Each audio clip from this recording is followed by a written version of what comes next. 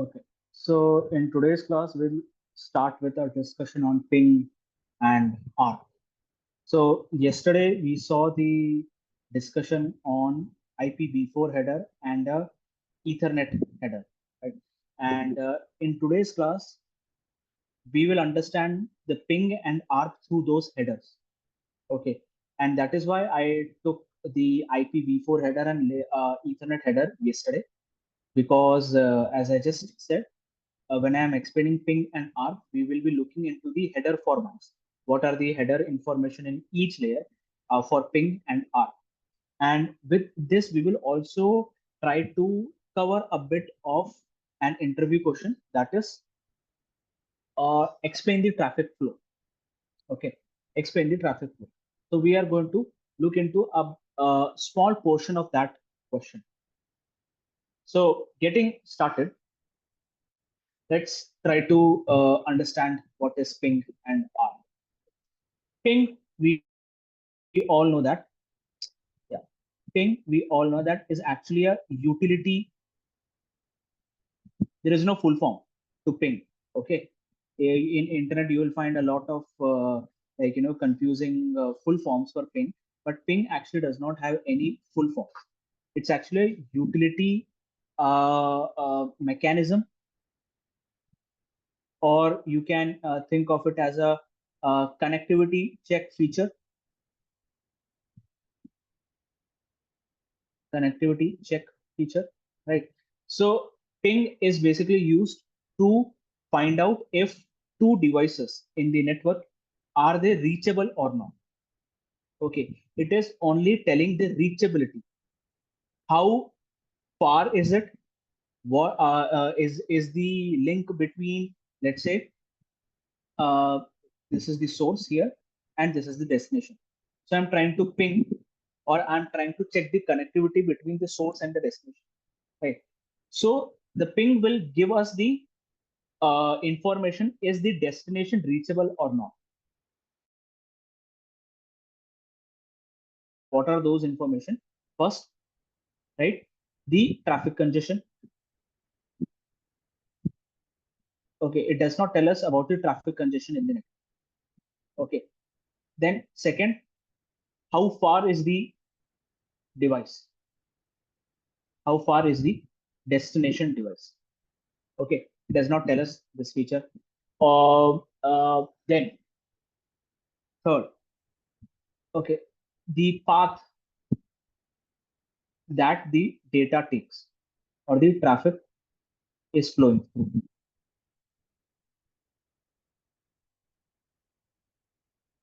So it is not telling, the ping or the connectivity check feature will not tell us these things when we do a ping from the source to a destination. All right. It is as simple as that. There is nothing more to what ping is about. Right? Now, the next topic that we are going to look at is the ARP. Okay. So it is address resolution. Sorry to disturb you. I have one question. Okay. So, I read about the ping. So, just confirm, is it a part of ICMP protocol only, right? Or it differ from? Okay. Ping is an ICMP protocol. Okay, it's not, okay. You can call it as a part. It's like ping is equal to ICMP. So it's ping a part or it's the same to the ICMP? It is the same thing. It is the same thing. You can call ping as, ping is basically what do you say, informal way of calling ICMP. Okay. And one thing, can you just open the CMD, sir?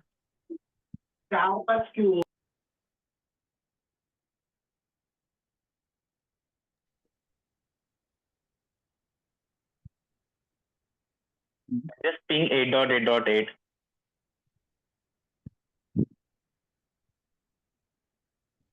Sir, here you can see the time and TTL value. Okay. So, whenever we perform troubleshooting, okay. So it's matter to check the time, okay, and the TTL. So is it right? Like the lower the MS means the connectivity is okay, but you mentioned that it's a not tool to check the congestion or something like that. So understanding is right? See, yeah, your understanding is correct. We'll talk about that in a bit of detail later. No, it's okay.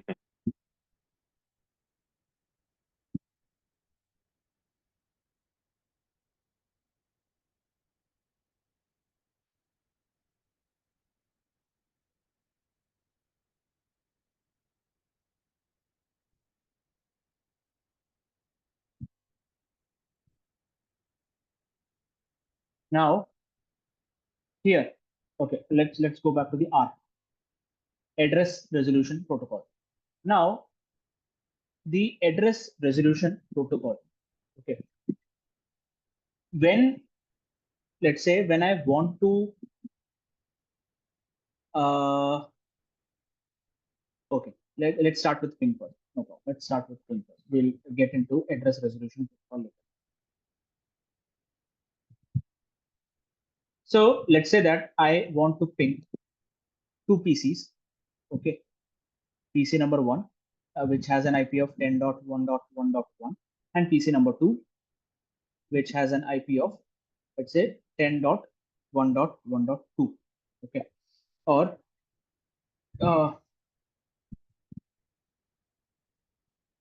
this as 12.1.1.1, and this is 12.1.1, 0.0.1, 0.0.1, and this is 12.0.0.2. Okay, these are the IP addresses of these two PCs.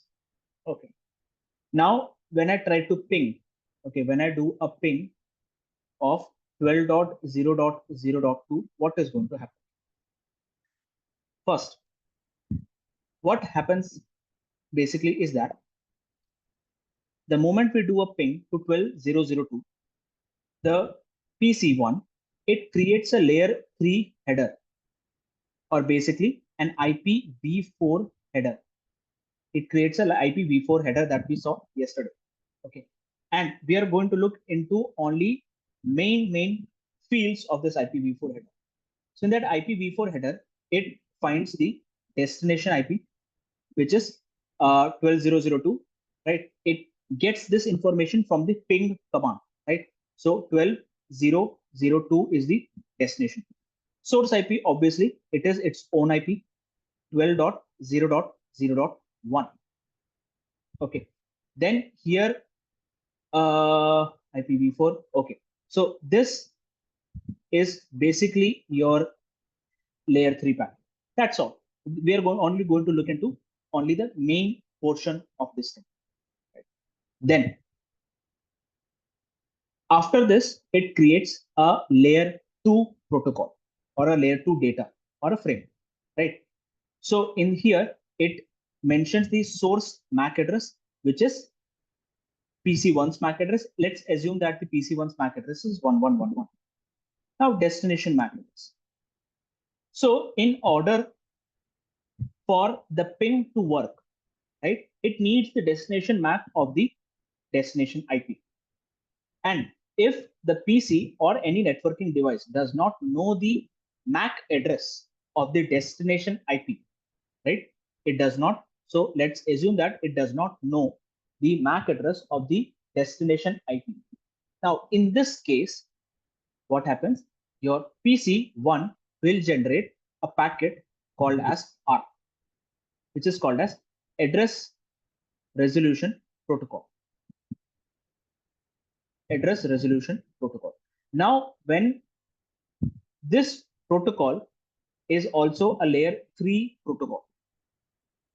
Okay, so address resolution protocol is used by any networking device when it does not know the MAC address, or when it does not know the destination MAC address for the destination IP. When it does not have the destination MAC address for the destination IP, the networking device or the source device will generate an ARP.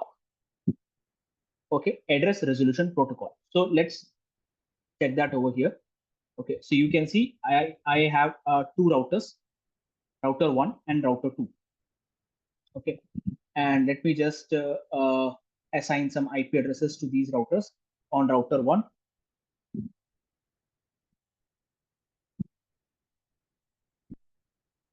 configuration terminal, interface gigabit 0/0/0, IP address 12.0.0.1, 255.0.0.0, no shut.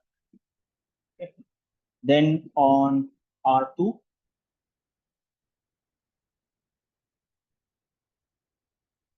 enable configuration terminal, interface gigabit 0/0/0/0/0, IP address 12.0.0.2, 255.0.0.0.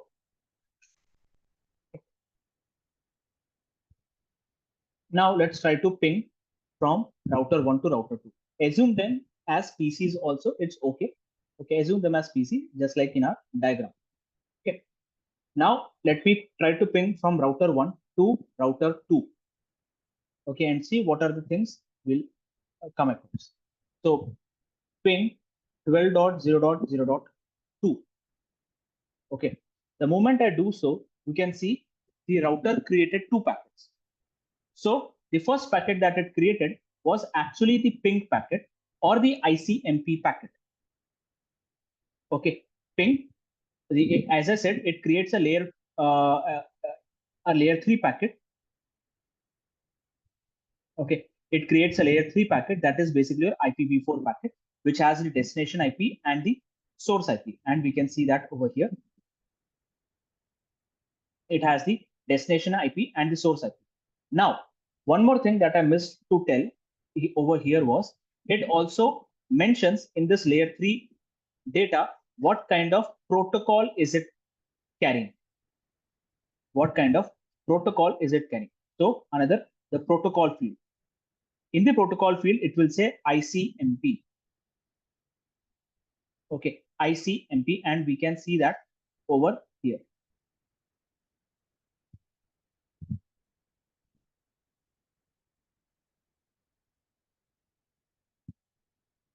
ICMP packet.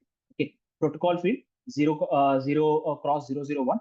Okay, it says ICMP, and you can see here it is carrying ICMP packet in the data field. It is carrying an ICMP packet in the data field.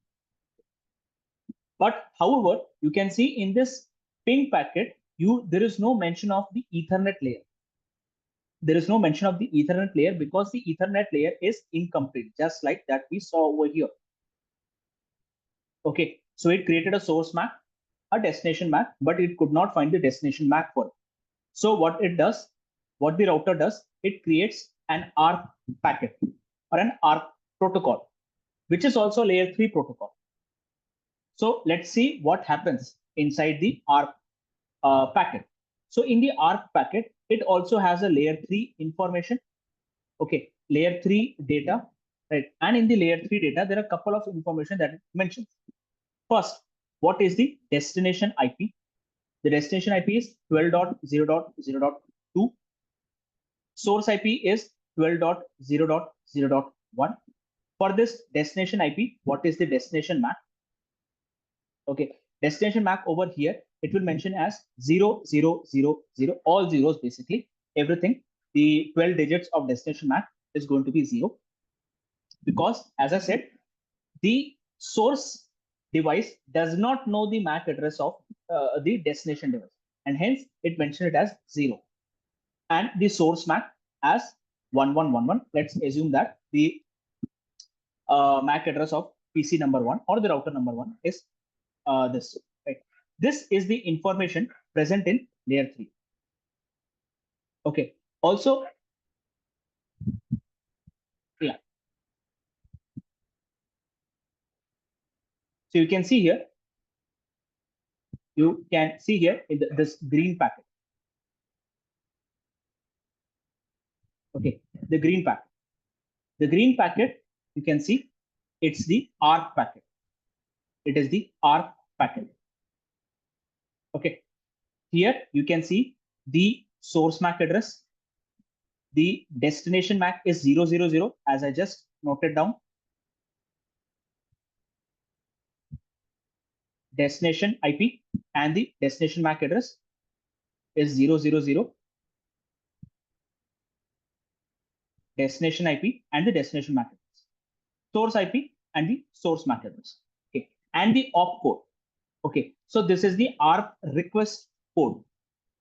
It also has the ARP request code, meaning that this is an ARP request and the code is 1. So this information is present in the layer 3 of your ARP packet. Then in layer 2, that is your Ethernet packet, it has the same thing, which has the destination MAC. Now, because it does not know what the destination MAC, it does not know the destination MAC of the destination device. The destination MAC here is going to be all F, and the source MAC is going to be 1111. Type field. Type field will say it is an ARP packet. Okay, so let's open up this ARP packet over here, and you can see in the Ethernet header, destination address is all F. You have a source MAC address. Type is ARP 0806. 806, sorry. 0806 is the type code for the ARP packet. Right? Now, in this data field, in the Ethernet header, it is carrying this ARP packet. In the ARP packet, we have the source MAC, source IP, destination MAC, destination IP. All right. So this is your ARP packet. All right. Any question till here? No, sir. Okay. Now, this ARP packet goes from router 1 to router 2. Okay. It goes from router 1 to router 2. Now, what router 2 does is, router 2 obviously is going to read the layer 2 first. Correct? It is obviously going to read the layer 2. So when it reads the layer 2, it sees the destination MAC. It first reads the source MAC. Right? It first reads the source MAC. Okay, I am getting a packet or a frame from source MAC of this value. It is an ARP packet, and the destination is all F. However, it is an ARP packet. This ARP packet may belong to me, may not belong to me, but I can confirm this only if I open the layer 3 header. Until and unless I open the layer 3 header, I will not be able to know if this ARP packet is for me or not. So the R2 first reads the source MAC address, then the destination MAC address, then it reads the ARP packet. It comes to know that this is an ARP layer 2 Ethernet frame. Now, to know if this ARP packet is for R2 or not, it needs to open the layer 3 header. So it opens the layer 3 header. When it opens the layer 3 header, it reads all this information. 12002 is R2's IP. It is coming from 12001, which has a source MAC as 1111, which is exactly the same like this. Okay. Then it also reads this ARP request. So now R2 has a confirmation that this ARP packet is for R2 only, because in the destination IP, it has the IP address of R2, and in the ARP code, it says 1, which is basically the ARP request code. All right. So let's go to our packet over here. You can see the green packet is sent, which is the ARP packet. So router 2 reads it. Okay. When it reads it, it will read the receiving side. So it reads that it is receiving a packet, right? Where the source MAC is this, destination MAC is all F. The type field says it's an ARP packet. To know if the ARP packet belongs to R2, it needs to open the ARP header.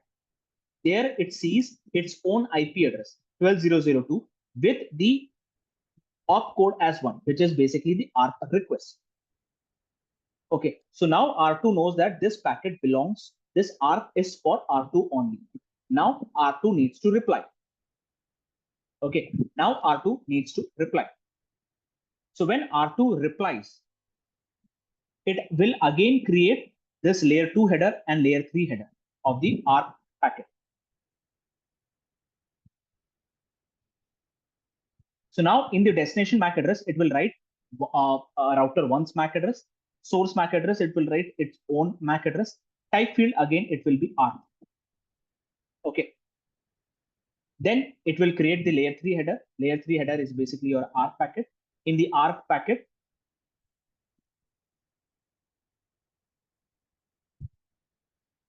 or the ARP header, it mentions destination IP as 12.0.0.1, source IP as 12.0.0.2, destination MAC as 1111, right? And the source MAC as its own MAC address, 2222. Okay. ARP request, instead of ARP request, it is now going to send ARP response, which has a code of 2. Now this packet is then, this whole ARP header or ARP packet is then sent back to R1.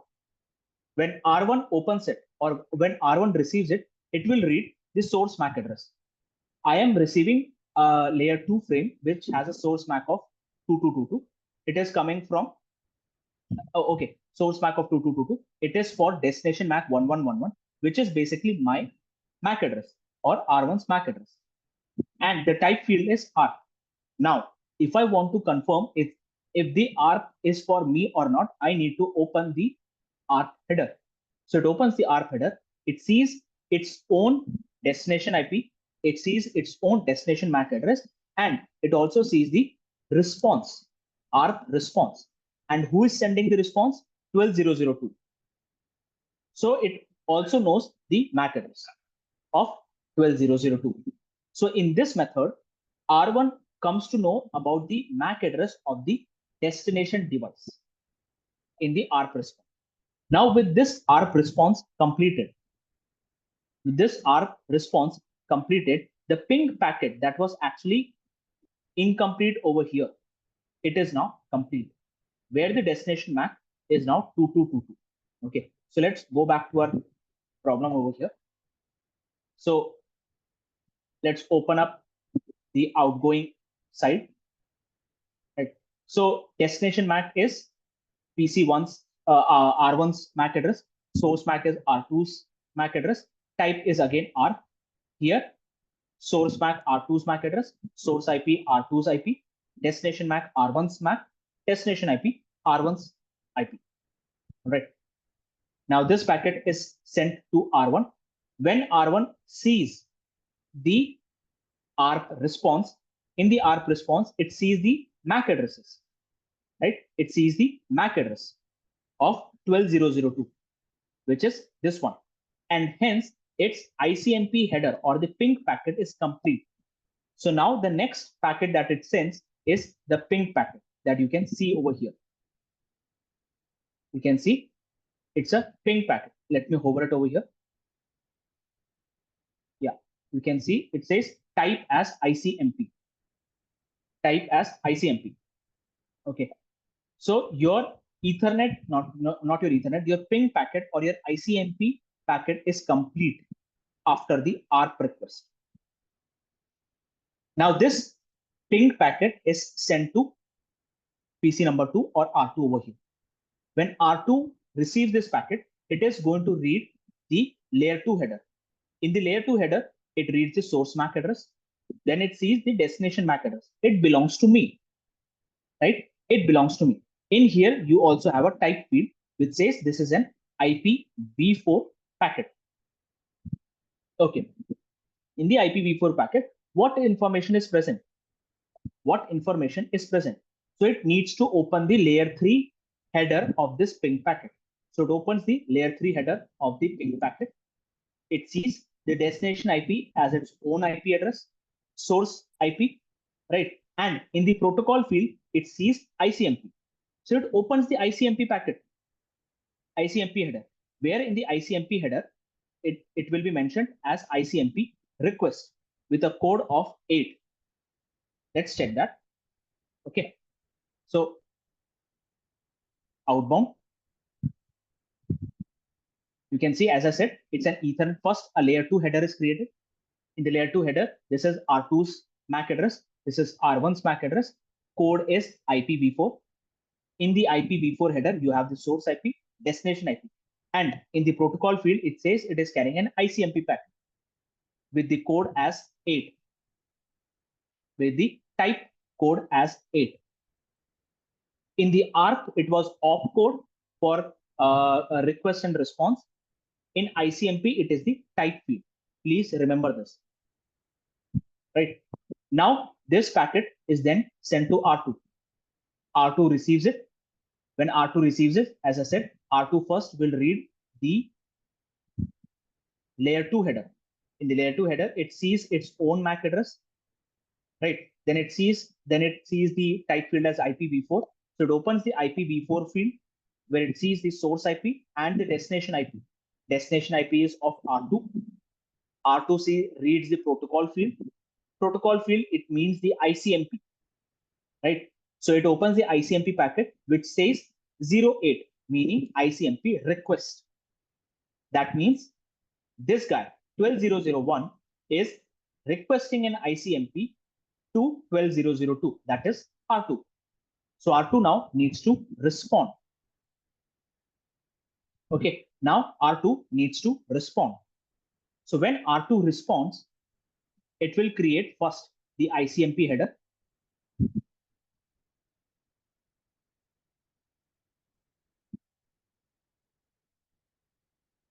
It creates the ICMP header where the ICMP, instead of ICMP request, now it's an ICMP reply or ICMP response, right? Then after this, it creates the layer 3 header. In the layer 3 header, destination IP is 12001, source IP is 12002. In the protocol field, it mentions as ICMP. Layer 3 is complete. It goes to the layer 2, where the source MAC is R2's MAC address, that is 2222. Destination MAC is 1111, and the type field is IPv4. This ping packet is then sent to PC number 1. PC number 1 reads the layer 2 header. In the layer 2 header, first it reads the source MAC, then it reads the destination MAC. Destination MAC belongs to R1. Then it reads the type field, which is IPv4. Now, to understand what information is present in the IPv4, it opens the IPv4 header. In the IPv4 header, it reads its own IP, the source IP, and in the protocol field, it reads the ICMP. So it opens the ICMP header and it sees the ICMP reply, the code of 0. So now it knows that 12002 is sending an ICMP reply for the ICMP response that it sent. With this, what is happening? 1 is receiving a response from 2, thereby verifying that the connectivity is okay between the two devices. So here, R2 sends back the response to R1. When R1 receives it, it will go through all that information we just went through. So it opens the layer 2 header first, where it sees its own MAC address, the type field as IPv4 field. It opens the IPv4 field. It sees the source IP, the destination IP as its own IP address. Then it reads the protocol field, which is ICMP. So it opens the ICMP header and it sees type as 0, which means it's an ICMP response. That means this guy, 12002, is sending an ICMP response to this IP address, thereby confirming that the connectivity between the two devices is okay. So if we check over here, we can see this thing. So the first dot that you see here was the ARP resolution that was happening. That is why you see a dot. After that, everything is exclamation mark. Exclamation mark means it's a success. Dot means it's not a success. So the first dot represents the ARP resolution that we were discussing. Okay. Any question regarding how ping and ARP are working? No, sir. As of now, no. Now coming back to your question, Vivek, over here. Right. Now, this ping, it says each ping that is sent to this IP address, 8.8.8.8 is the DNS server for Google, right? So it's a well-known IP address. Okay. So each ping packet has a size of 32, right? And it took 17 milliseconds for the packet to go to the server and come back to you. So let's say my PC is over here.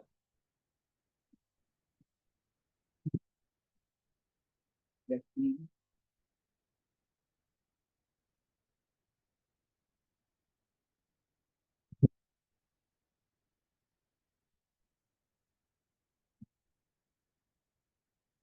So this time that you see, 17 milliseconds, right?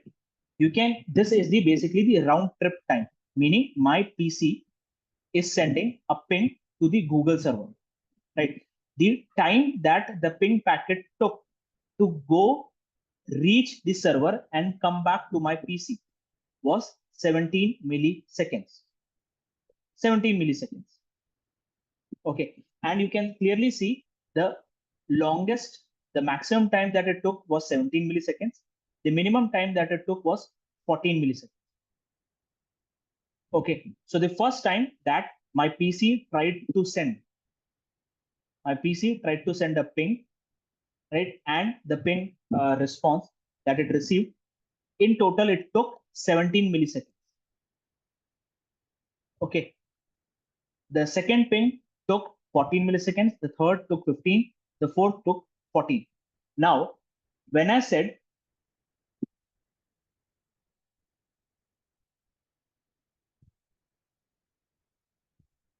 it does not tell us about traffic congestion. Okay. When I say it does not tell us about traffic congestion, right? Meaning that 17 milliseconds, we don't know if it is still fast enough or not. You may see 17 milliseconds, you may see a time which is even more.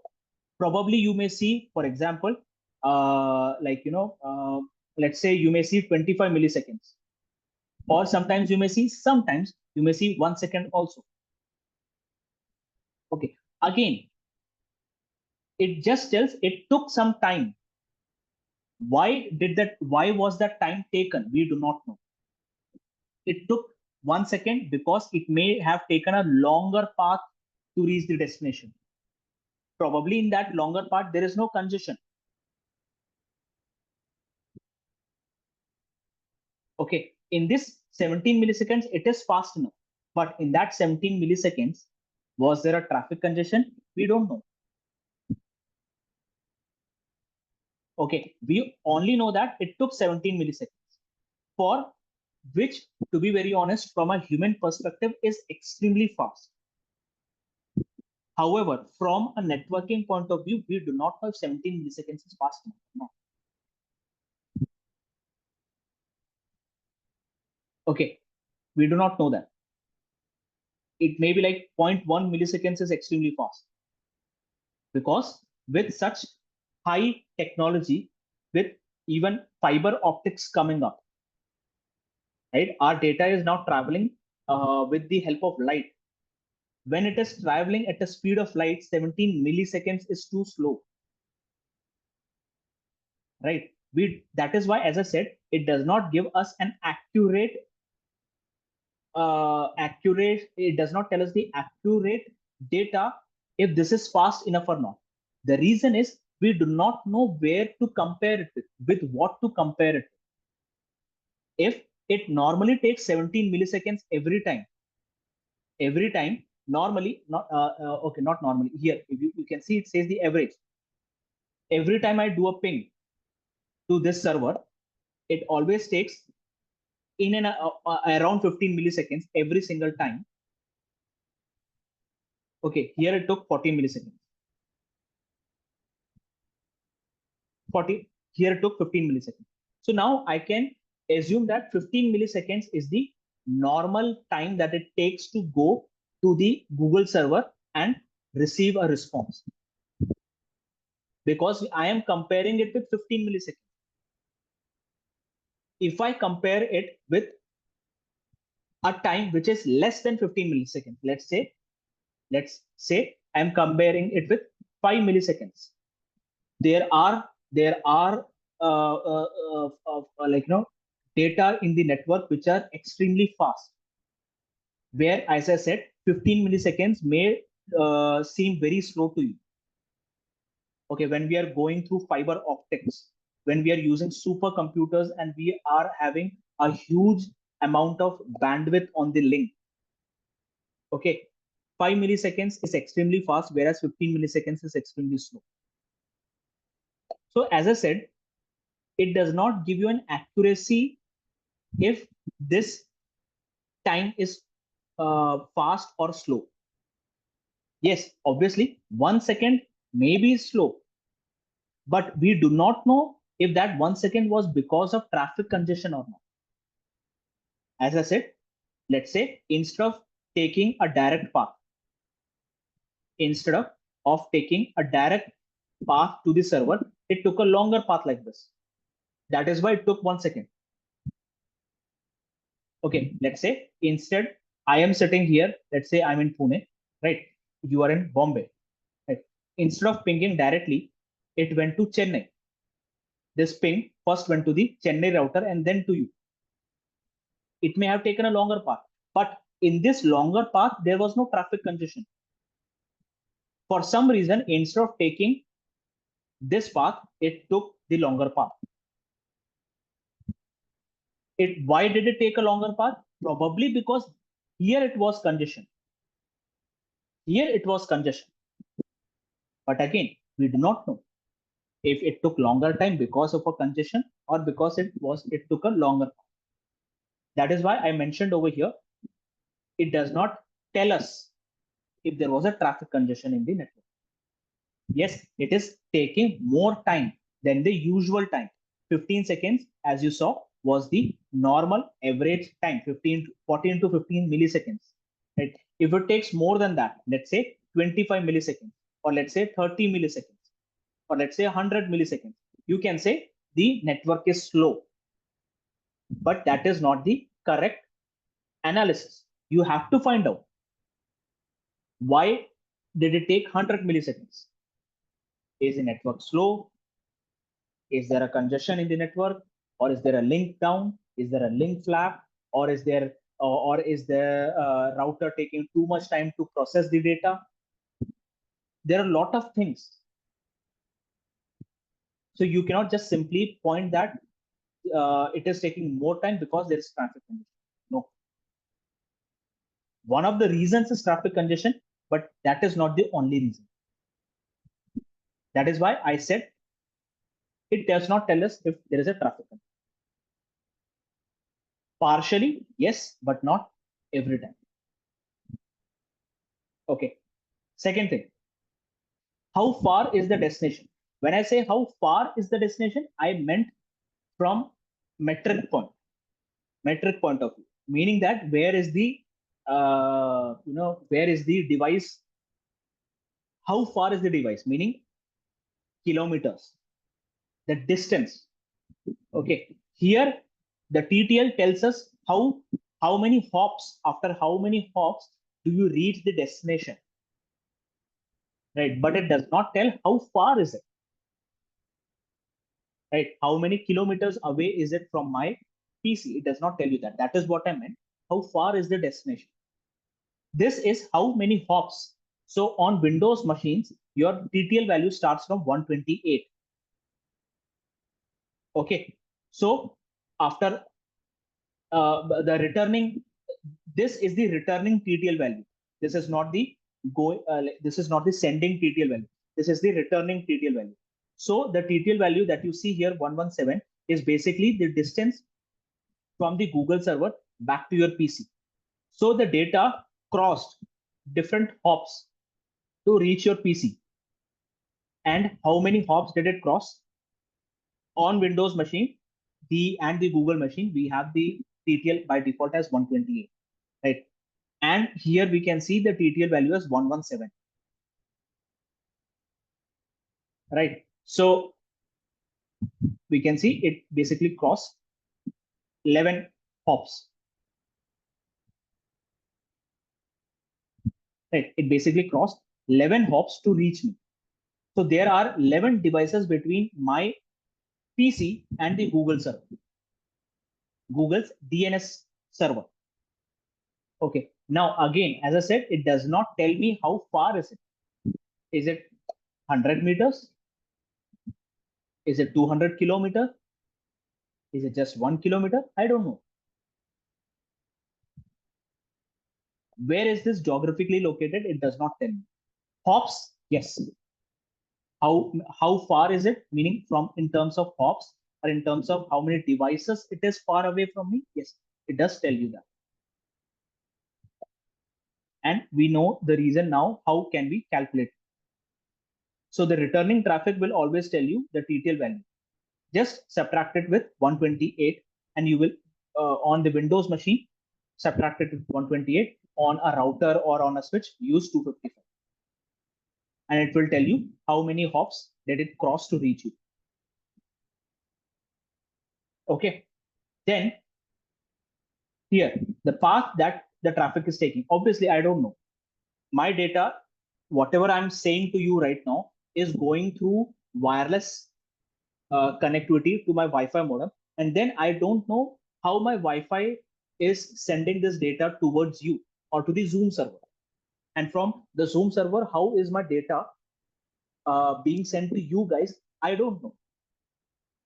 However, I know that you are receiving my data. You can hear me. You can see my voice. Sorry, you can hear my voice.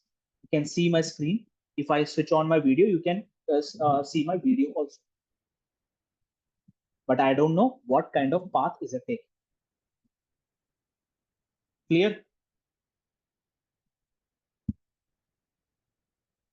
Yes, sir. Now, when someone asks, can you tell me the traffic flow? Okay, let's say when you do a google.com,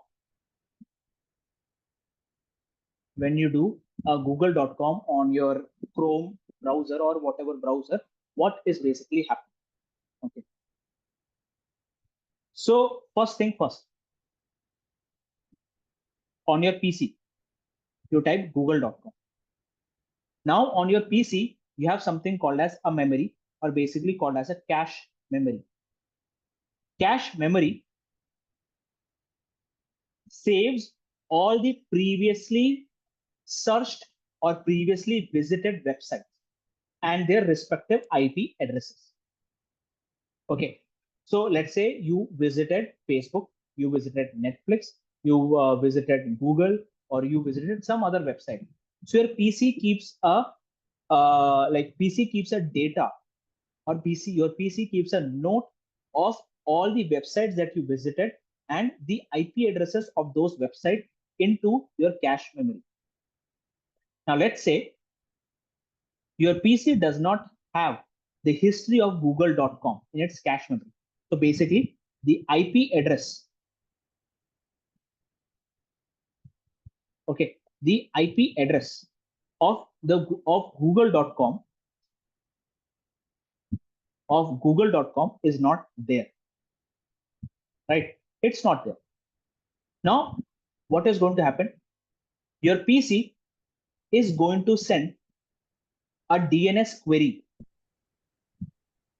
A DNS query. Okay, let me stop this.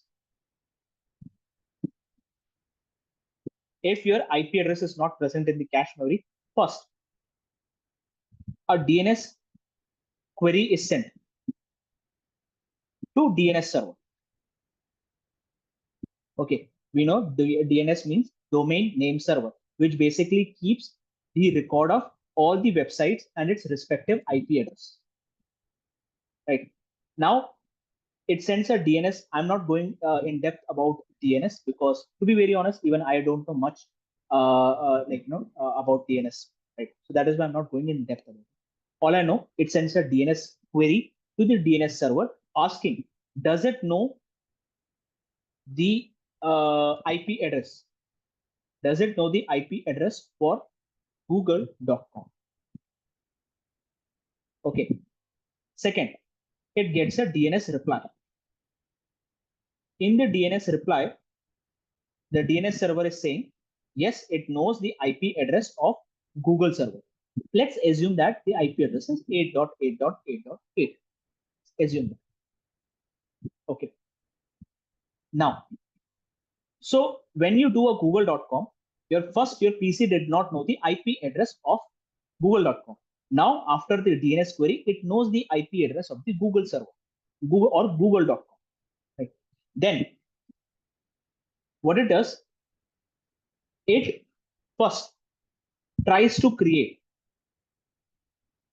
It first checks, first of all, it checks if this 8.8.8.8 is it in the same network as the PC or not? Meaning that whatever IP address that your PC has, and obviously this 8.8.8.8 is a public IP address. It's not a private IP address. So obviously your PC, which will have a private IP address, okay, let's say 192.168.1.3. This is a private IP address. So your PC checks whatever server you're trying to reach, are they in the same subnet or not? Okay, so obviously 192 and 8.8.8.8 are completely different networks. Okay, are completely different networks, right? So first thing, what your PC tries to do is it tries to create a TCP session because we are going for a google.com. First, it tries to create a TCP session. In the TCP session, right, it tries to look for the source port that is PC, the PC's port number and a destination port. Destination port for 8.8.8.8, which is basically port number 80, a very well-known port number for 8.8.8.8 or WWW, World Wide Web, Internet, right? Then what it does, it creates a layer 3 header with destination IP as 8.8.8.8, source IP as 192.168.1.3, right? Then it creates a layer 2 packet, where it tries to look for the destination MAC address of 8.8.8.8 and it cannot find. Source MAC address over here, it is 1111, for example. Okay, in layer 2, it creates this packet.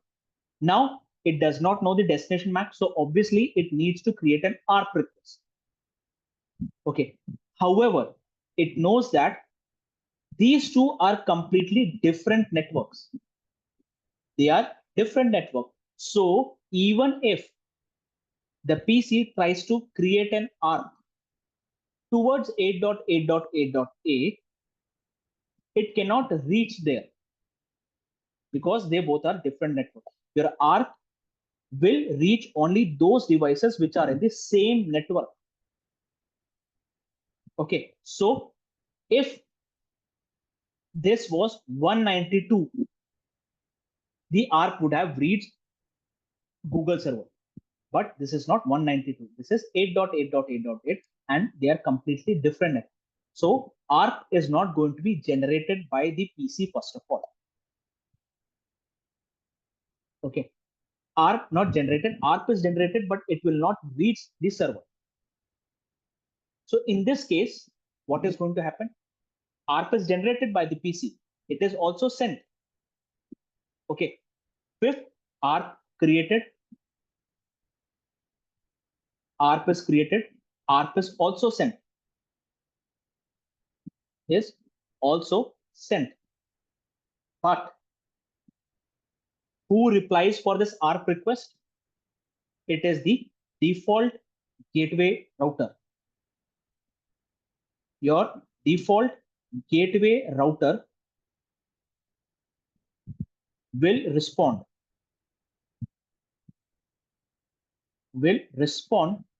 for ARP request.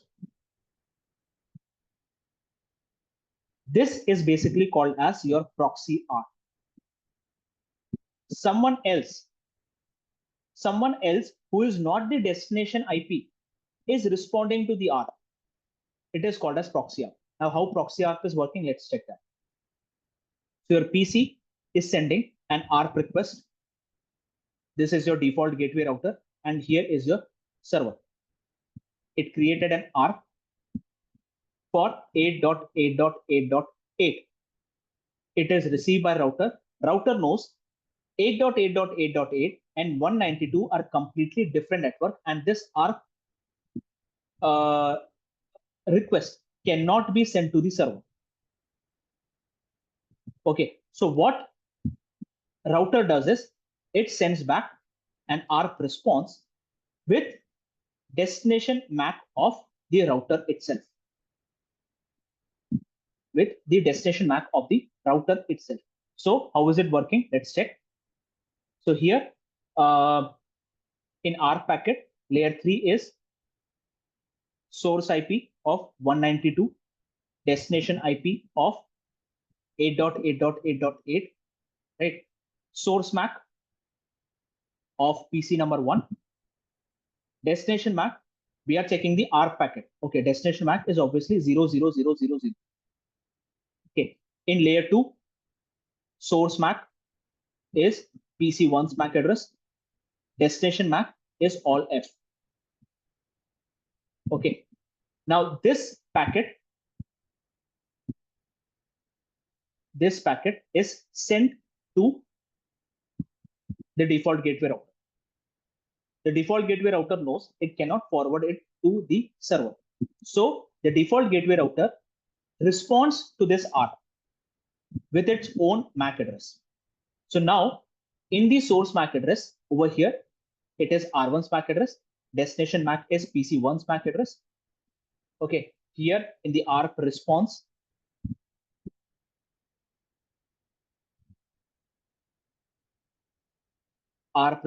source IP is 8.8.8.8. It keeps the source IP as 8.8.8.8. Destination as 192. Source MAC as its own MAC address. Destination MAC as PC1's MAC. And it sends back this ARP response to the PC.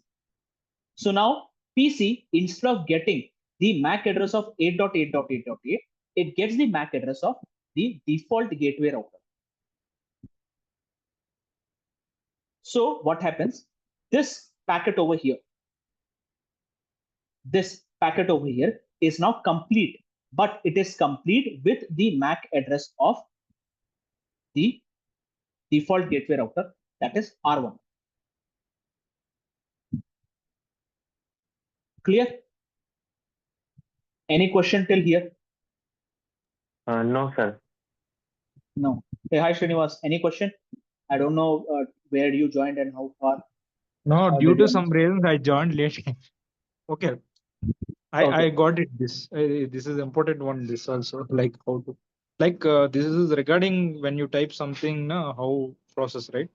Yeah, when you type google.com, for example. Yeah. Okay.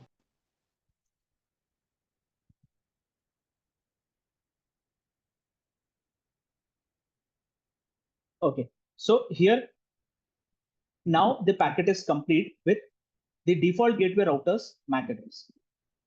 Right now, once that is complete, as I said, it is trying to create a TCP connectivity. Your PC will try to create a TCP connectivity, but for the TCP connectivity to happen, as I said, TCP is a layer 4 data, but for a layer 4 data, layer 3 data should be complete, layer 2 data should also be complete. So to complete layer 3 data, it got this information. So then it tries to create the layer 2 data. When it is trying to create a layer 2 data, it comes to know that destination MAC is not present. There it creates an ARP. With that ARP, now we know the process. We got the proxy ARP. Okay, we got the proxy ARP. Now let's see what is happening. So your PC, it has the source IP of 192.168 8.1.3 destination IP of 8.8.8.8 source MAC as its own MAC address, PC1's MAC address, or whatever the MAC address is, right? And the destination MAC. Here, the destination MAC is R1's MAC address. Okay. Now, what it does with all this information, it tries to create a TCP connectivity. Okay, this is your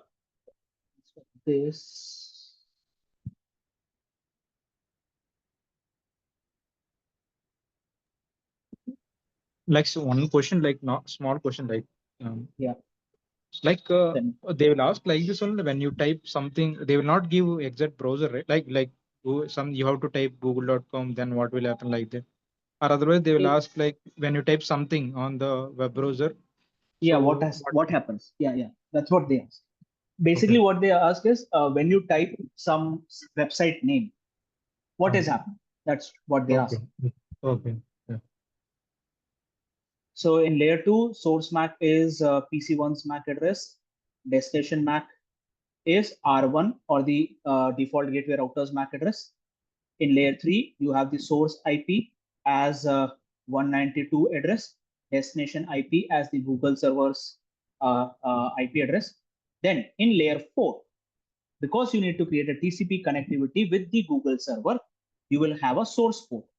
We know that the source port is created at random, any random port from 0 till 65535. Any random port can be used as a source port. Okay. So as I said, between 0 and 65535, it can use any port number, random port number. Okay. Your PC. Destination port is going to be a well-known port number because 8.8.8 is internet side. For internet port numbers, a well-known port number is used, that is port number 80. Okay. Now this TCP connectivity is sent to the router. Router will read all this information. It reads source MAC address as PC1's MAC address, destination MAC is its own MAC address. It reads the type field. It opens the layer 3 header where it sees the source IP as PC1's IP, destination IP as Google's IP address. Here also it reads the protocol field. In the protocol field, it sees TCP. So it opens the TCP header, right? And it reads the destination number 80. Now what happens? Your router is going to create a TCP connect. It is going to send a TCP three-way handshake connectivity. A three-way handshake connectivity, which is basically started by your PC. The three-way handshake. So in that three-way handshake, all this is happening. In that three-way handshake, your source IP is also needed, your source MAC, destination MAC, all that information is needed. This three-way handshake is basically sent to the router. The router is then forwarding that three-way handshake to the Google server. The Google server, after reading all this information, is basically responding back to the router. The router is then forwarding that response to PC number 1. And this is how your your traffic flow is happening.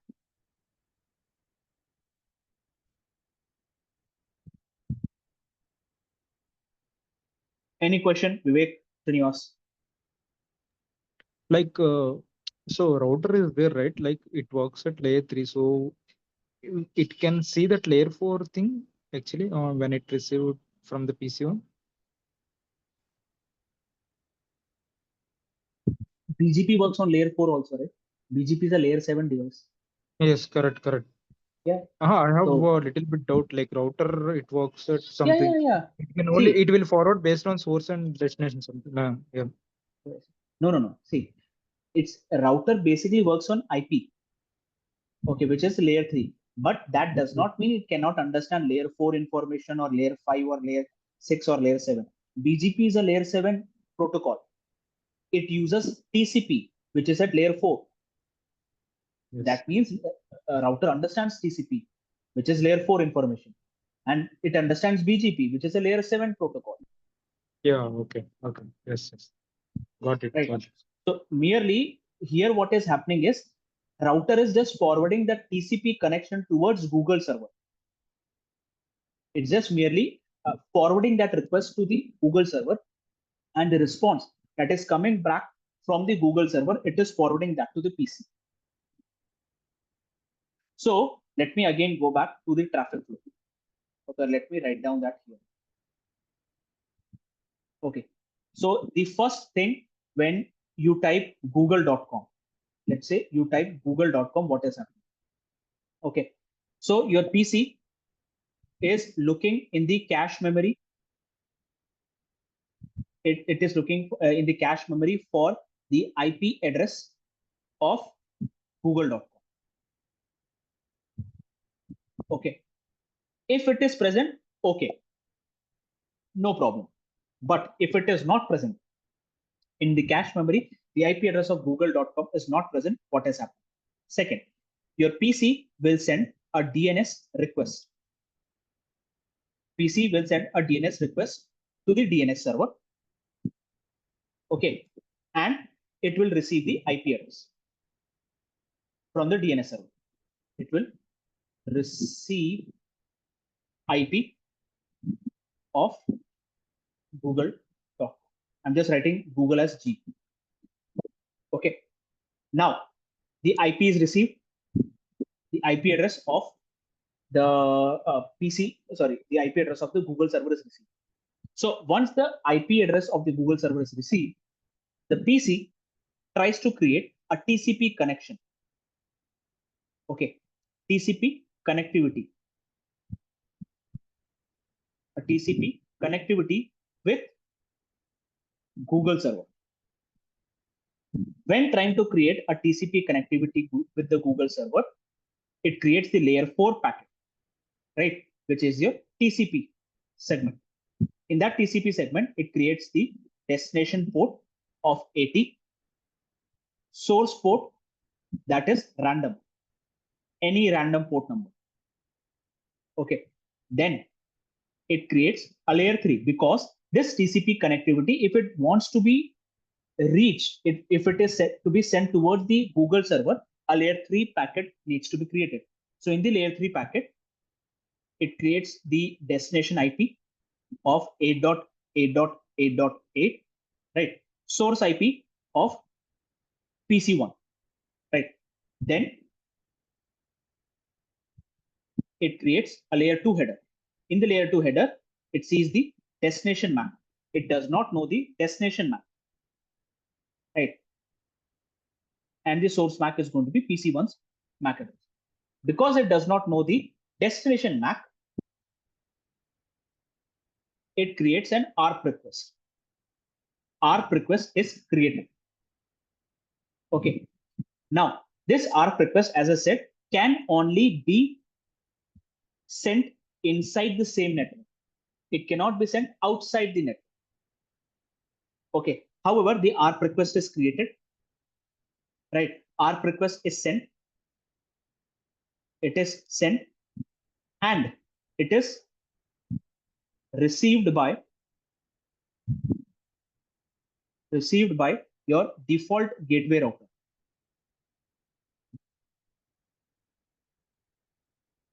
Okay, it is received by your default gateway router. Now your default gateway router, it knows that this ARP request cannot be forwarded to 8.8.8.8 because PC1 and the Google server, they do not belong to the same network. So the ARP request cannot be forwarded. So a proxy ARP is sent back to the PC, where source IP is the default gateway router's IP address. Destination IP is PC, not default gateway router's IP address, sorry. The source IP is 8.8.8.8. It's a proxy ARP. We know that, in colleges, we used to give proxy attendance for our friends, etc. Similarly, here, the default gateway router is acting as the Google server. That is why the source IP is 8.8.8. Destination IP is PC1. Source IP is the default gateway router's not source IP. Source MAC. Source MAC is default gateway router's source MAC address. Destination MAC is PC1's MAC address. This is your proxy ARP. Now, with the proxy ARP, your layer 2 information is complete, where it has the destination MAC of default gateway router, source MAC of itself. In layer 3, it has the source IP of PC number 1, destination IP of the Google server, and in the layer 4, which is your TCP header, right? Source port, as I said, any random port, and the destination port is port number 80. With all this information, this data is forwarded. Okay, now this TCP connectivity, right? The TCP connectivity is received by your default gateway router. The default gateway router forwards it to the Google server. The Google server then responds back for that TCP connectivity. That response is received by the default gateway router, and it is then forwarded to your PC number 1. And with this TCP connectivity with your Google server, now the data transfer can happen between your PC and the Google server. So what happens? Your PC starts to ask, like, when you do a Google server, let me open website.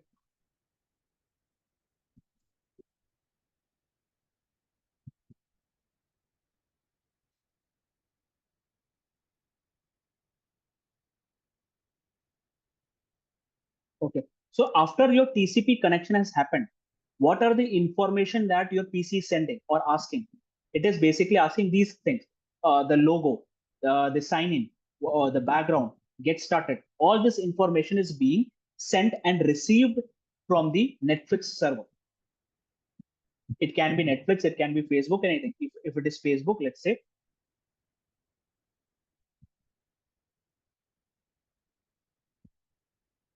Okay, so all this information, this Facebook's logo, okay, this Facebook login page, create new account, all these things that you see at the bottom of the screen, all that information is sent by the Facebook server to your PC after your TCP connection has happened.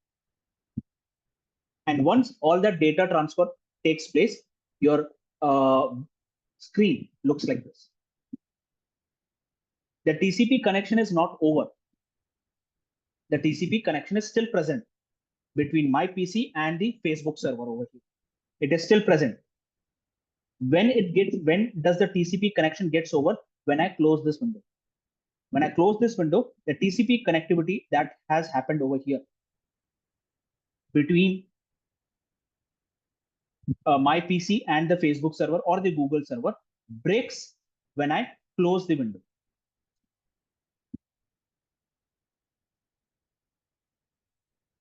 Clear? Yes, like super.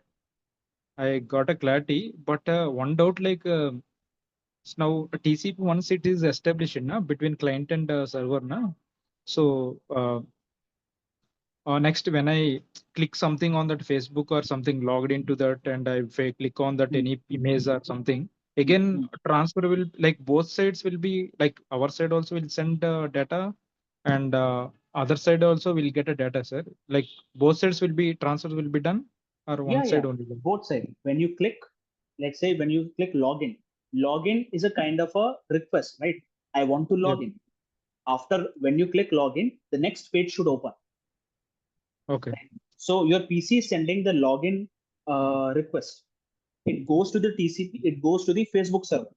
Facebook server sends back the response to it. Okay. Yes.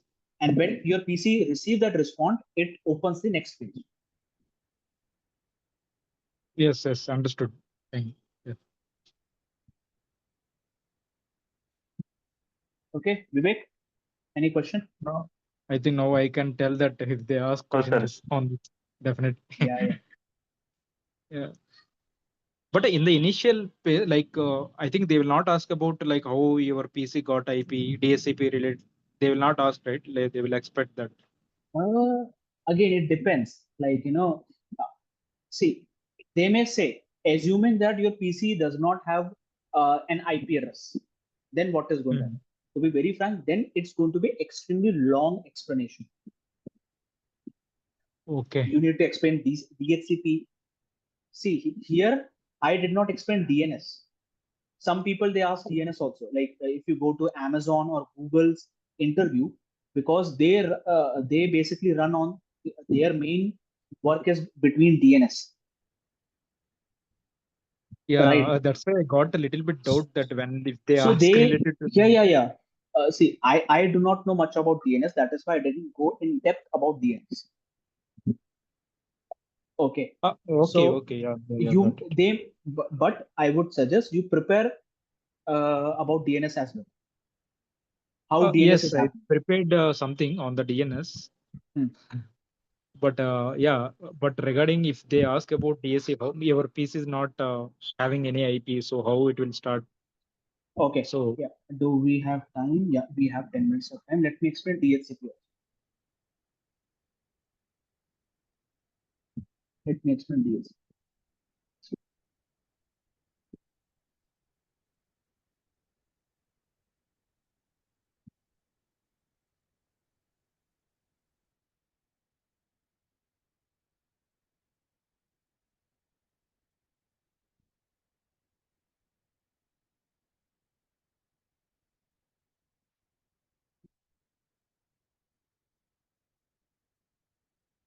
DHCP is actually a very simple process, but many people they do not know the detail of it. actually, they will confuse if they want like this only using this DSCP. Somewhere Yeah, they will they'll connect confuse. IP and They'll how. confuse. Yeah, how will they confuse? I'll also tell you that. But give me 2 minutes. Lakshya sir. Give me 2 minutes. Oh, okay. Lakshya sir. Hello. 2 minutes देना है. हाँ.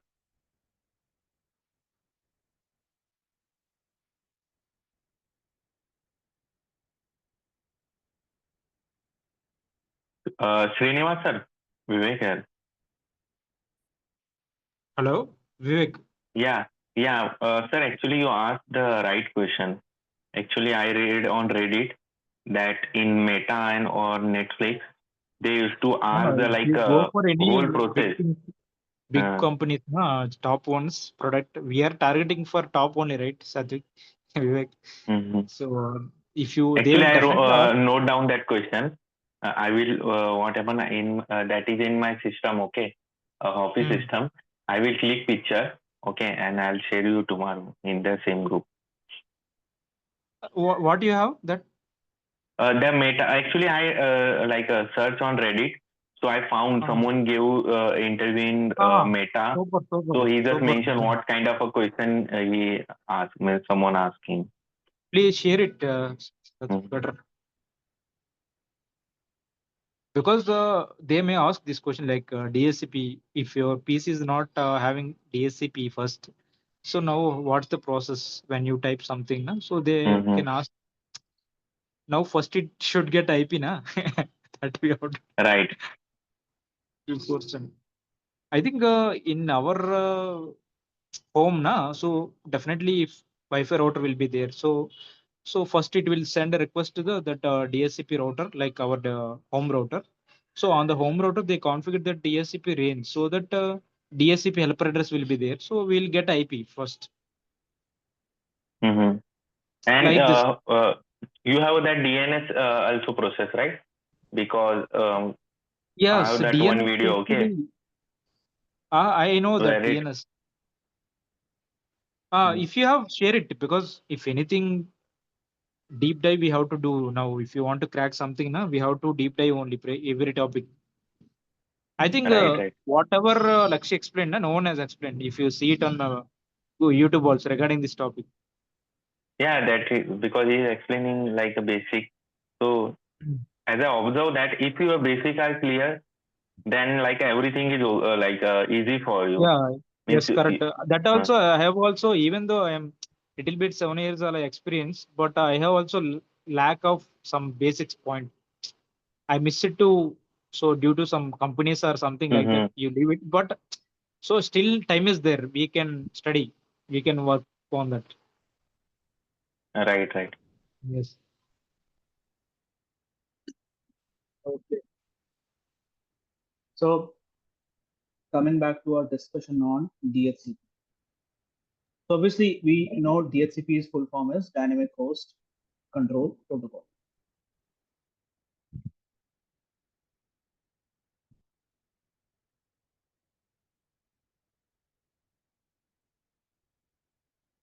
Now we obviously we know that DHCP is used so that our PCs or our mobile phones or smart TVs or whatever networking device, it can get an IP address. Okay.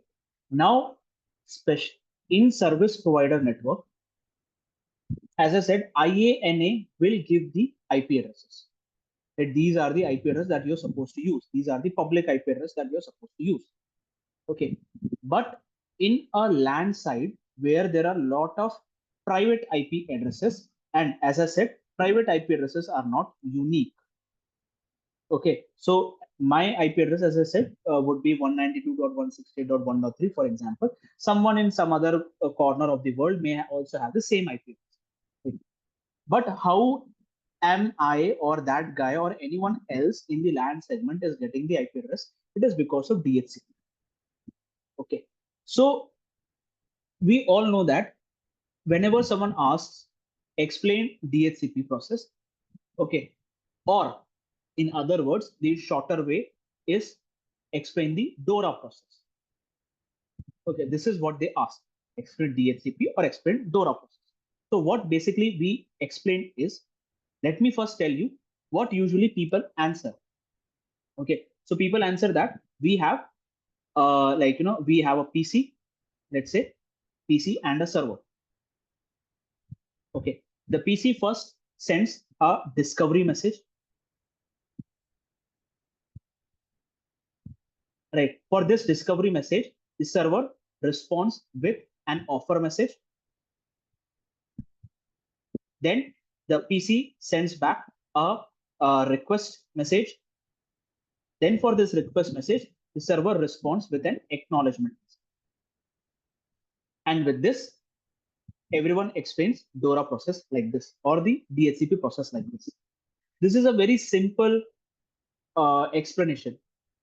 However, if we want to, okay, however, if the interviewer chooses to confuse you, he can confuse you very much with just the discovery process itself, the first process itself. And how can he do so? Let's try to understand that. We all know that the first message that is sent by the PC to the DHCP server is the discovery message.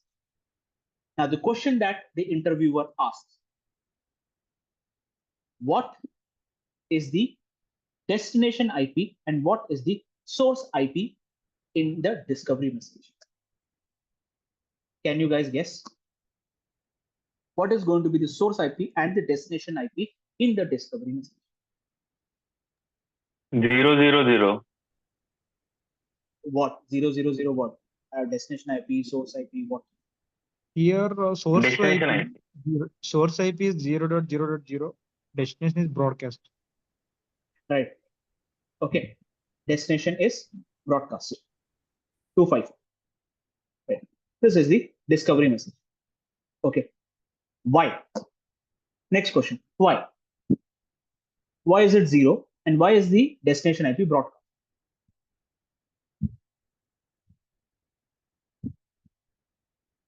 So due to this, like a switch or the server will get to know that it's a DHCP first message. Means it's asking for IP address, discover message. That's why source IP and destination IP broadcast. No, there can be a lot of other, for example, hypothetically, there can be many other messages which have a source IP of 000, which also have a broadcast of 255. Not every messages may be discovery message. My question is, why is the PC choosing source IP as 0 and the destination IP as broadcast?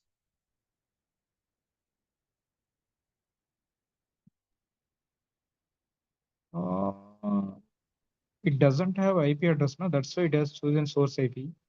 Exactly. It does not have a source IP. That is why the IP address is 000.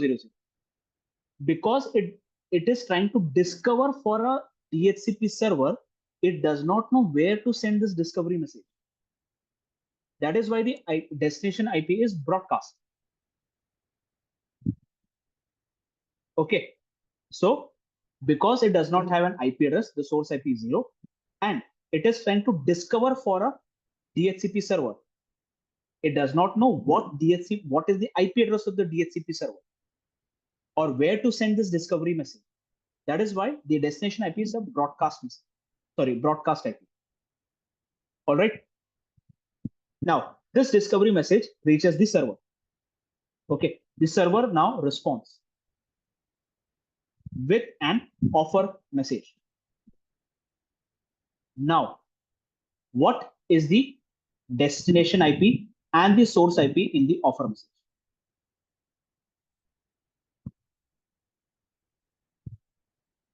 What will be the source IP and destination IP in the offer message?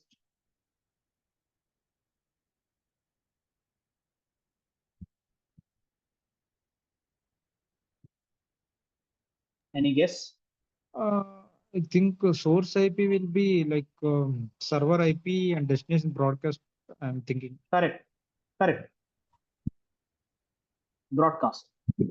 Again, because source IP is going to be the DHCP server, because DHCP server knows its own IP. Broadcast, again, the discovery message came from a 0000 IP address. 000 is not a valid IP address. So obviously, this destination IP, he cannot send it to 0000. That is why the destination IP is here again a broadcast. Okay. Now in the offer message, it also sends few other information also. It says this is the DHCP server IP, the IP address of the DHCP server, the IP address of the DNS server. Okay. List of IP addresses to choose from. Okay. Subnet mask and the default gateway IP address. These are few of the information that it sends along with the offer message. Basically, the IP address of the DHCP server, IP address of the DNS server, list of IP addresses that the PC can choose, and what is the subnet mask of these IP addresses, and the default gateway router's IP address. These are the information that sends for the offer message. Okay. Now, some interviewer, they may ask you a question after you complete the offer message. So assume I am the interviewer and I'm asking you this question. You answered about the offer message and it's perfect. Okay. Now I ask you, let's say there are two PCs. PC number 1 and PC number 2. Both of them simultaneously raised a discovery message. Discovery message. Okay. It reached the same DHCP server. The DHCP server now responds with an offer message. Now, please remember, the offer message is a broadcast message. So the offer message for PC number 1 will also be received by PC number 2. The offer message for PC number 2 will also be received by PC number 1. How are these two PCs going to differentiate which offer message is for which PC?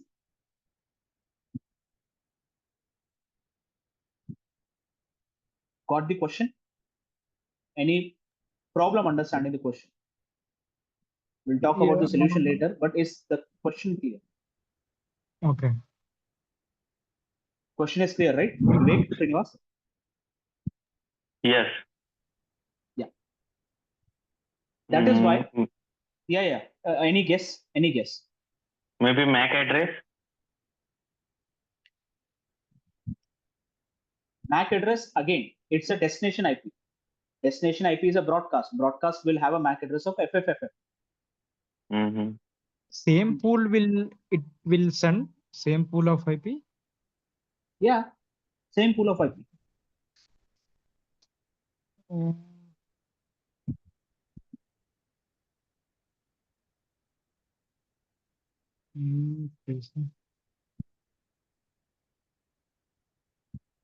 So the solution here is, when a discovery message is sent, okay, every PC or any device which creates a discovery message, it along with the discovery message, it sends a DHCP number also. For example, 123. So every time the discovery, offer, request, and acknowledgement is exchanged between the PC and the DHCP server, it is exchanged along with the DHCP number so that they can keep a track of it. So now, if let's say PC number one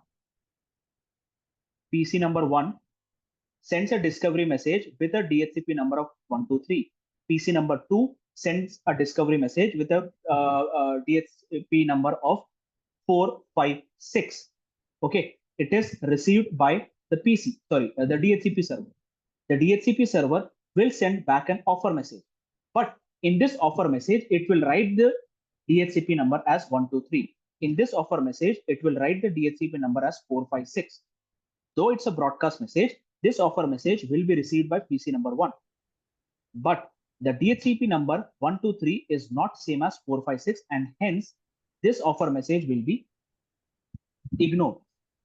The same goes for PC number 2. When offer number with the DHCP number of 123 is received, PC number 2 is going to discard it. Clear? Sir, one hypothetical question here. What happen if both machines provide the same number? No, they cannot.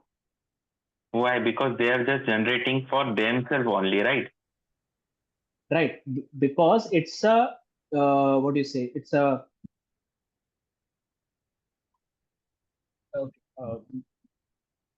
okay. Let me try to show you. It's any kind of a long number hashing or something like that. Yes, you generation. can consider like that. Yes. Okay. Yes. Exactly. Yes. No issue. I'll search then. It's okay. You can explain further. Yeah. So it's a DHCP number. It's a DHCP number. And again, if the it's a very rare. I would say rarest of the rarest case that two DHCP numbers are same.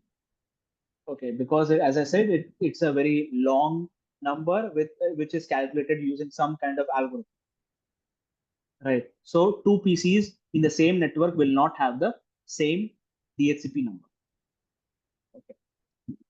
So now, along with the offer message, it also has the DHCP number of 123. Right. Now, the offer message is received. The PC then sends a request. Correct. Now, in the request, what is going to be the source IP? What is going to be the destination IP? DHCP number we already know. DHCP number is 123. What is going to be the source IP and what is going to be the destination?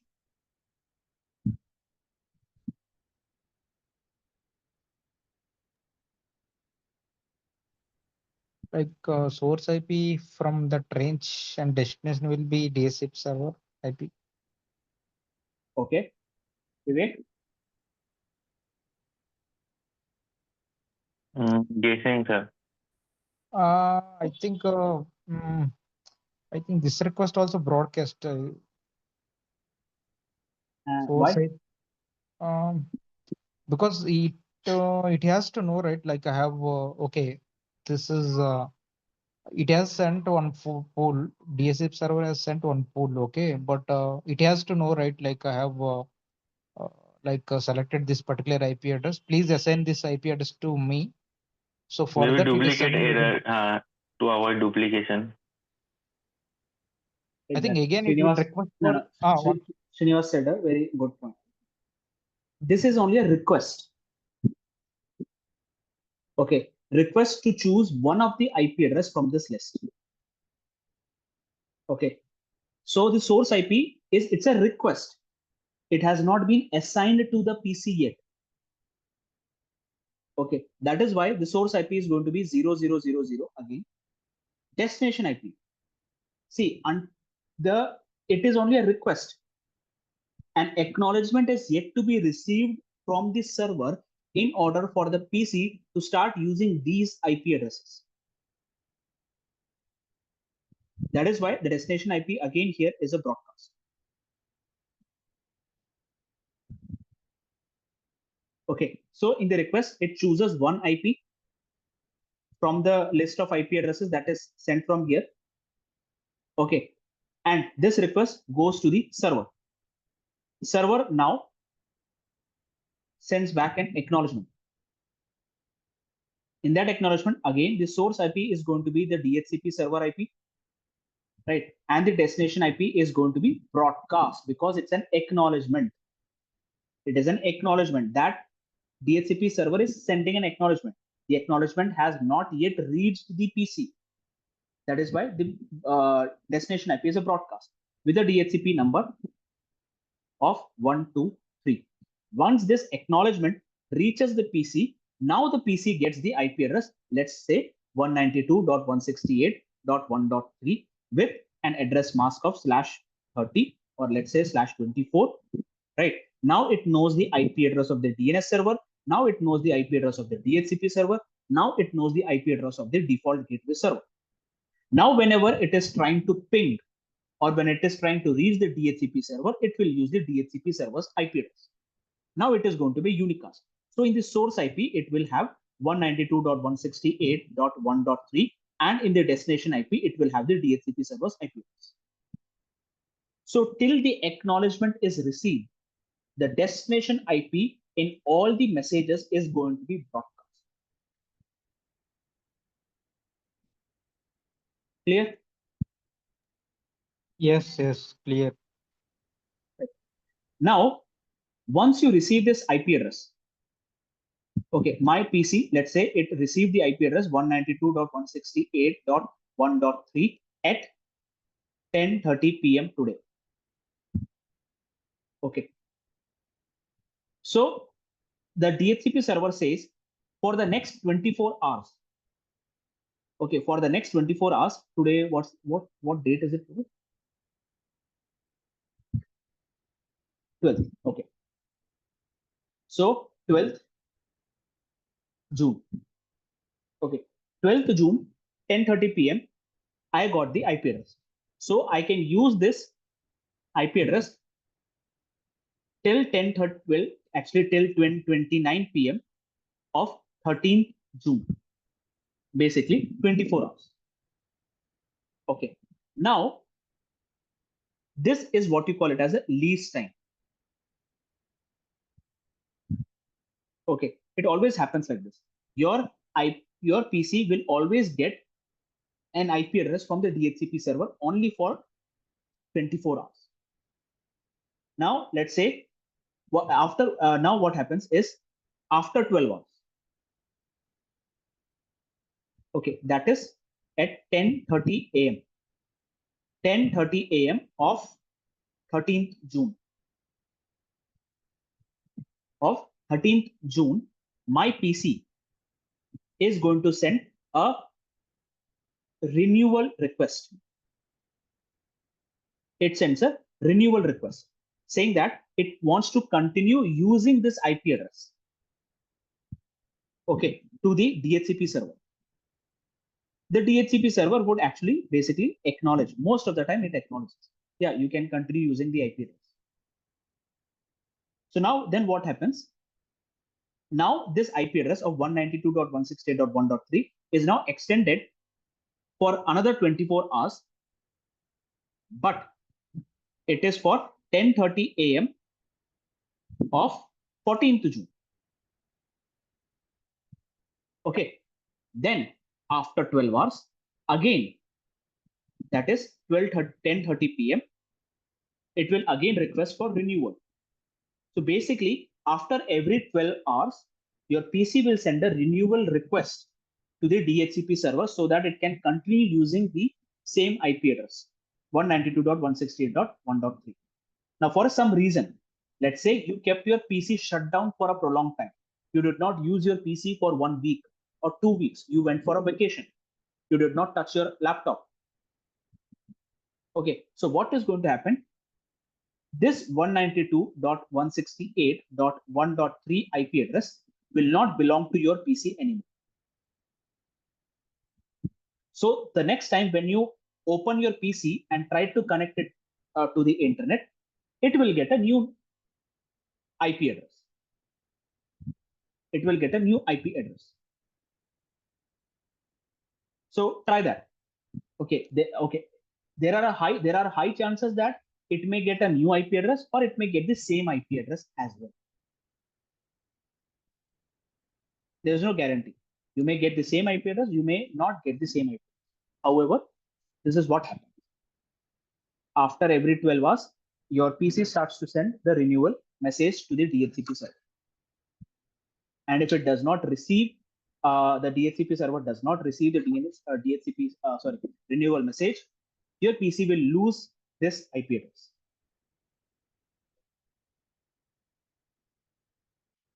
Clear? Yes, got it. So in our this traffic flow process, where does the DHCP come into picture? Okay, the DHCP basically come into picture even before this. So before over here, let's say the 0th step is your DHCP process. Once your PC gets the IP address, then only you can do a google.com. When you do a google.com, then only your PC will send a DNS request to the DNS server. Correct? Then after that only everything will happen. So DHCP process is always the first process. So in interview question, they may ask, like, explain the packet flow when you type google.com. Okay. Conditions. They may say, assume your PC does not have an IP address. Assume your PC does not have an IP address. So if they say this, that means you have to explain the DHCP process also. If they do not specifically say that your PC does not have an IP address, you do not have to explain the DHCP. Clear? Yeah, yes, cleared.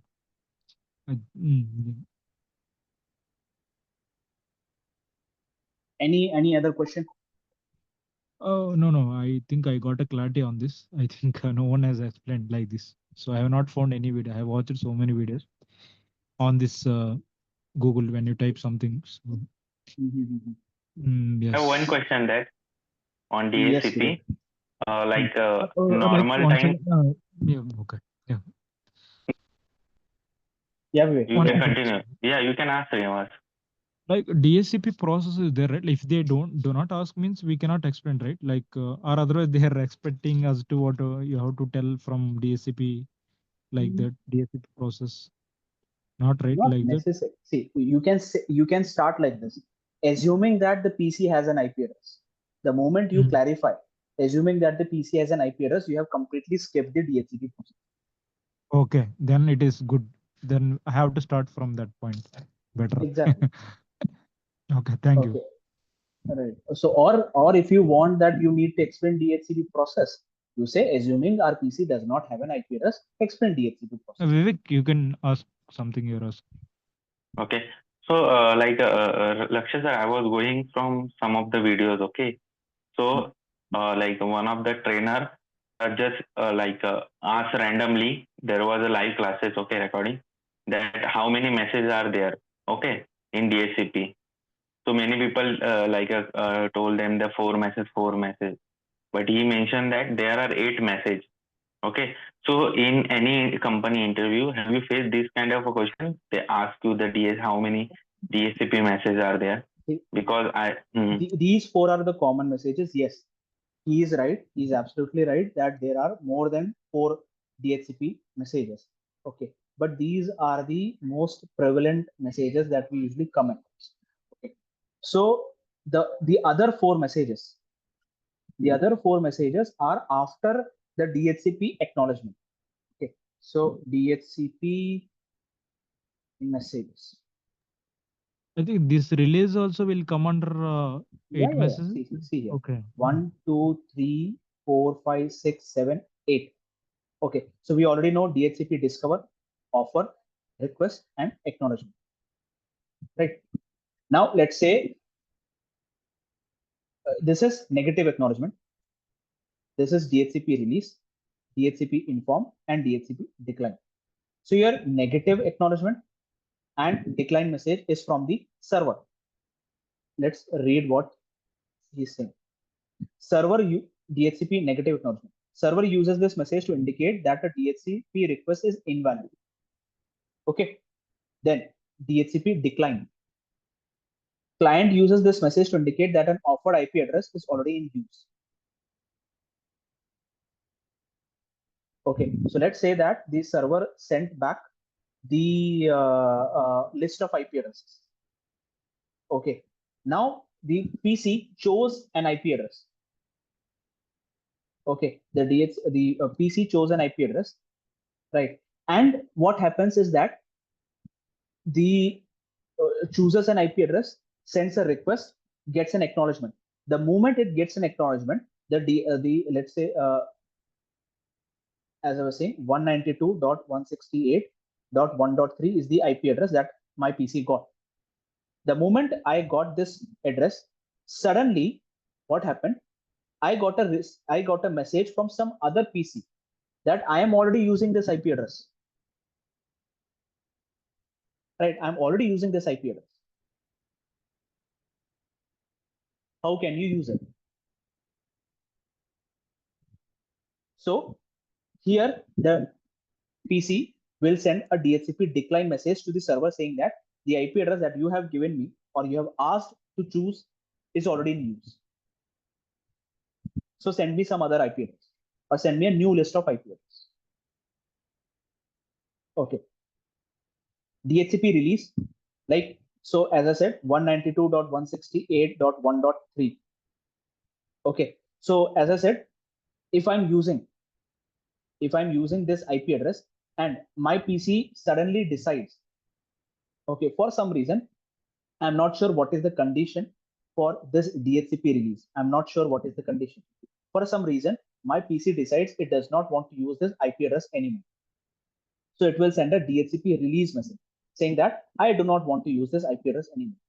This IP address is now free. You can assign it to anyone else.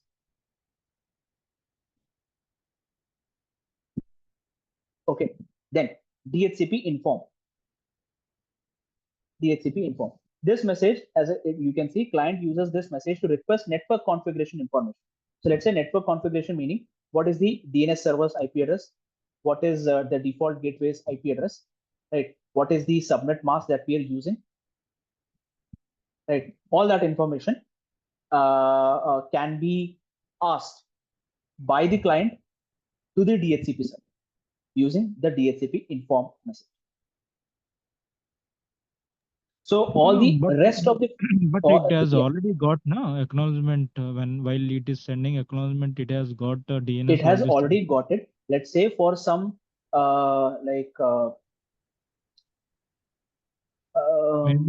let's say, or something. Yeah, there may be some kind of situation that may have happened. let's say, as I said, it got a duplicate IP address. Okay, it got a duplicate IP address. So what happens the moment, as I said, the moment, okay, one more thing. The moment this acknowledgement message is received by the PC, 192.168.1.3, it sends a GR, gratuitous R, saying that this is my IP address and this is my MAC address to everyone in the network. Okay, now what happens? Let's say some guy, my PC is already using 128.168.1.3. Some other PC, let's say PC number 2, also got this IP address and it sent a GR. So my PC will receive this GR. I will send back the information to PC number 2 saying that, hey, I am already using this IP address. Request something else to the DHCP server. Now what happens? My PC is confused. I am using 192.168.1.3. How can the PC or the DHCP server assign something else? Not something else, my same IP to other PC. Is there something wrong? So it will request for a DHCP inform. Can you tell me these information once again? So it will get all that information once again. And if there are any configuration changes or there are any network changes, it will also receive that information.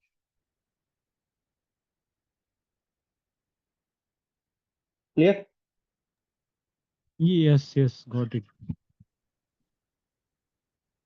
So yeah, Vivek, there are 8 messages, out of which we mostly look into the 4 messages. It is because of these 4 messages your PC gets the IP. These are not the messages with which your PC gets an IP. They're all additional messages. Okay. However, it is good to know about these messages, and it's not a difficult thing.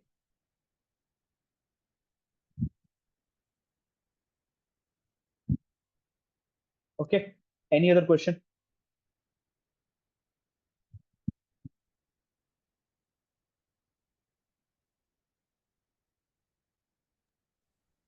No. Today, not, PING and ARP completed? Yes. Okay, I think I missed the initial part. Okay. Yeah, we started it. We actually started the session with PING and ARP. Okay. Lakshya I will sir,